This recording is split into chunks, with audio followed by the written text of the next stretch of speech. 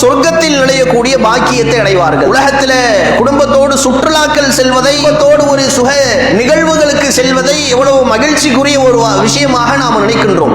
நாளை மறுமையிலே சொர்க்கத்திற்கு குடும்பத்தோடு செல்லக்கூடிய பாக்கியம் சிலருக்கு கிடைக்கும். அவர்கள் பற்றி அல்லாஹ் சொல்லுகின்றான், வல்லதீன சபரு பித்திகாஹ வஜ்ஹி ரப்பிகள், அல்லாஹ்வுடைய முகத்தை நாடி, பொருத்தத்தை நாடி, வகாமு ஸலாத்த அன்ஃபிகு மிம்மா ரஸக்னாஹும் சிர்ரன் வ அலானியா, தொழுகையை நிலைநாட்டக்கூடியவர்களாக, வறுமையிலும் செழிப்பிலும் செலவிடக்கூடியவர்களாக, யத்ரஊன பில் ஹஸனாத்தி ஸய்யிஆத்தி, தங்களுக்கு மத்தியிலே நன்மையை ஏவி தீமையை தடுத்துக் கொள்ளக்கூடியவர்களாக இருப்பார்கள். உலாயிக லஹும் உக்பத்தார், இவர்களுக்கு தான் மறுமையிலே நல்ல தங்குமிடங்கள் இருக்கிறது. ஜன்னாத்துன் அதுனின் யுத்கிலூனஹா வமன் ஸலஹ மின் ஆபாஇஹிம் அப்னாஇஹிம் வஸவாஜிஹிம் துர்ரியத்திஹிம், ஆறுகள் கீழே ஓடிக்கொண்டிருக்கக்கூடிய சொர்க்க சோலைகள்ல அவர்கள் பெற்றோர்களோடும் மனைவியரோடும் பிள்ளைகளோடு சொர்க்கத்தில் நுழைவார்கள். இப்படிப்பட்ட பாக்கியம் சில நபர்களுக்கு தான் கிடைக்கும் என்று திருமறை குர்ஆனில் சொல்லுகின்றார்.